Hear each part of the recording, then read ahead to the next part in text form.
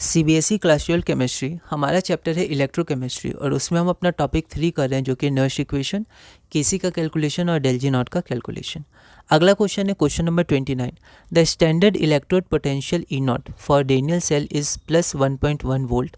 Calculate the del G nought standard गिव्स energy for the reaction. ये reaction दिया हुआ है, 1 फैराडे की वैल्यू दी हुई है। ऑल इंडिया 2013 में ये क्वेश्चन 2 मार्क्स का आया था। एक बार आप इस क्वेश्चन को ट्राई करिए, फिर हम लोग आगे बढ़ते हैं। तो हम देख सकते हैं ये बहुत ही बेसिक क्वेश्चन है, ये ऐसे क्वेश्चंस हमने किए हैं। तो इसके लिए आप क्वेश्चन नंबर 23 देख सकते हैं, उसमें बस था CD2 प्लस प्लस ZN। ठीक है, तो यहाँ पर क्या है Cu2 प्लस, तो ये भी 2 प्लस चार्ज है, CD भी 2 प्लस चार्ज था। बाकी सिमिलर क्वेश्चन है, आप वहाँ से देख सकते हैं। ई नॉट की वैल्यू क्या है 1.1 वोल्ट दी हुई है। तो डेल जी नॉट आपका क्या आ जाएगा आंसर -212,300 जूल पर मोल, या इसको किलो जूल में आप चेंज करके लिखिएगा तो आपका आंसर आ जाएगा -212.3 किलो जूल पर मोल। अगला क्वेश्चन है हमारा क्वेश्चन नंबर 30। इसमें पहला पार्ट क्या है कि calculate del G naught, R है रिएक्शन का, del G naught and log K C for this reaction. E naught of cell आपको दिया हुआ है प्लस 1.05 वोल्ट और 1 फैराडे की वैल्यू दी हुई है। सेकेंड पार्ट है हमारा calculate the EMF of the cell at 298 kelvin. ये आपको रिप्रेजेंटेशन दिया हुआ है 0.001 molar, 0.01 molar. E nought cell आपको 0.44 वोल्ट दिया हुआ है। log 2, log 3, log 10 की वैल्यू दी है, वैसे आप इन्हें ध्यान भी रख सकते हैं। या क्वेश्चन CBSE 2021-22 में 3 मार्क्स का पूछा गया था। एक बार आप इस क्वेश्चन को ट्राई करिए, फिर हम लोग आगे बढ़ते हैं। तो यहाँ पर ये जो क्वेश्चन है बहुत ही बेसिक क्वेश्चन है, हम लोग डायरेक्ट इसको सॉल्व कर सकते हैं। ऐसे सिमिलर क्वेश्चन हमने सॉल्व किए हैं। तो इसमें आप क्वेश्चन नंबर 22 देख सकते हैं और आपका जो आंसर आएगा तो डेल जी नॉट आर की वैल्यू आएगी -202.6 किलो जूल पर मोल और लॉग के सी की वैल्यू आपकी आ जाएगी 35.5। तो अगर आप यहाँ पर ध्यान दीजिएगा तो यहाँ पर आपको लॉग के सी की वैल्यू पूछी गई और ये 2021 मतलब 3 to 4 ईयर्स बैक है। ठीक है, मतलब 2 to 3 ईयर्स। तो देखिए यहाँ पर लॉग के सी पूछा गया। हम लोग देखें जो क्वेश्चंस 9-10 ईयर्स पहले के आते थे उनमें लॉग के सी सिर्फ के सी पूछा जाता था, तो एंटी लॉग हमें यूज़ करके फाइंड करना पड़ता था, पर अब लॉग के सी पूछा जाता है तो हम डायरेक्ट सिर्फ कैलकुलेशन से आंसर निकाल सकते हैं। ये हमारे पास सेकेंड क्वेश्चन है, तो सेकेंड क्वेश्चन हम लोग देखते हैं। तो हमारे पास गिवन क्या है तो वो लिख दिया, लॉग भी आप लिख सकते हैं। उसके बाद ऐसा क्वेश्चन हमने सिमिलर किया है, तो क्वेश्चन नंबर 10 आप एक बार देख सकते हैं। आपका जो यहाँ पर ई सेल की वैल्यू आ जाएगी, मतलब जो इक्वेशन आ जाएगा नर्स्ट इक्वेशन के अनुसार, तो ये हो जाएगा 0.44 माइनस 0.0591/2। 2 इलेक्ट्रॉन्स का आपका ट्रांसफ़र हो रहा है ना, Fe से Fe2 प्लस, या इसको जब आप बैलेंस करिएगा तो 2 इलेक्ट्रॉन आएंगे और इसकी वैल्यू आपकी 0.001 मोलर यहाँ और 0.01 यहाँ। स्क्वायर आप ध्यान रखिएगा क्योंकि नेट रिएक्शन में 2H प्लस आएगा। तो इसको जब आप कैलकुलेट करिएगा, सिंप्लीफाई करिएगा, तो आपकी ई सेल की वैल्यू आ जाएगी 0.410 volt. Therefore the required EMF of the cell is 0.410 volt. अगला क्वेश्चन है हमारा question number 31। A copper silver cell is set up, the copper ion concentration is 0.10 molar, the concentration of silver ion is not known. ठीक है, तो यहाँ पर copper silver cell है और आपके कॉपर का कंसंट्रेशन गिवन है और सिल्वर का कंसंट्रेशन आपको गिवन नहीं है। The cell potential when measured was 0.422 volt. तो सेल पोटेंशियल क्या है 0.442 वोल्ट है, तो ये मेजर किया गया था।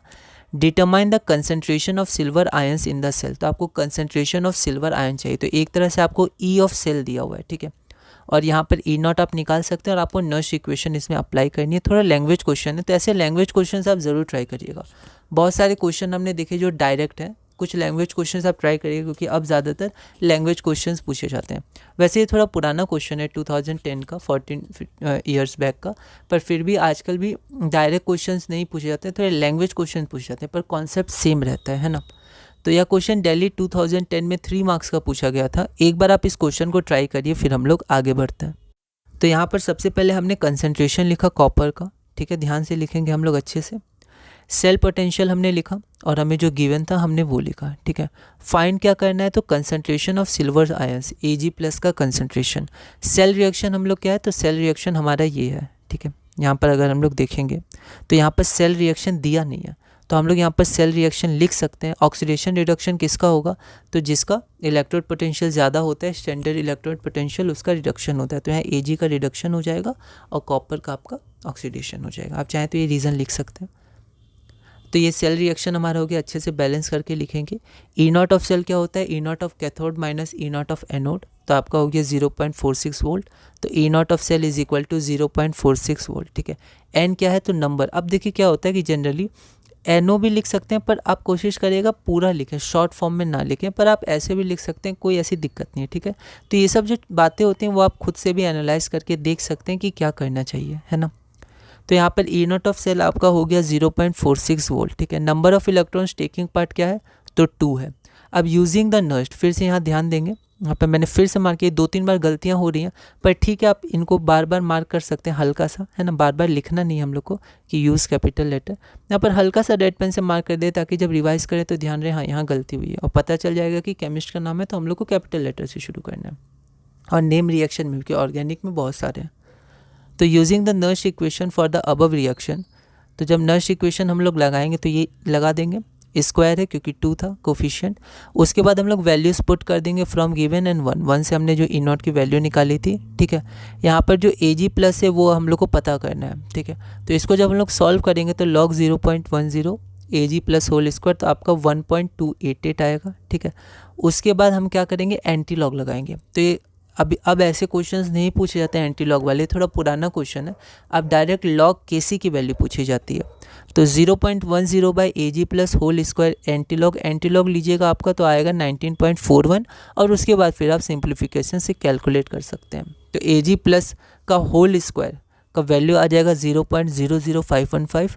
तो ए जी प्लस का कंसनट्रेशन आ जाएगा, इधर जाएगा तो रूट हो जाएगा, मतलब 0.0717। इसको आप थोड़ा मतलब फॉर्म में लिखिएगा तो ये आ जाएगा 7.17 इंटू 10⁻⁻² मोलर, जो हमारा रिक्वायर्ड आंसर है। Therefore the required concentration of Ag plus ions is 7.7 into 10⁻⁻² molar. तो ये हमारा रिक्वायर्ड आंसर हो गया। अगला क्वेश्चन है हमारा question number 32। Represent the cell in which the following reaction takes place. The value of E naught for the cell is 1.260 volt. What is the value of E of cell? तो यहाँ पर हमारा ये reaction दिया हुआ है, ठीक है, और हमारा वैल्यू ऑफ ई नॉट की वैल्यू दी है 1.260 वोल्ट, और हमें ई सेल, ठीक है, ईएमएफ ऑफ सेल की वैल्यू निकालनी है। यह क्वेश्चन सीबीएसई 2022 में 3 मार्क्स का पूछा गया था। एक बार आप इस क्वेश्चन को ट्राई करिएगा, अगली वीडियो में हम इसे सॉल्व करेंगे।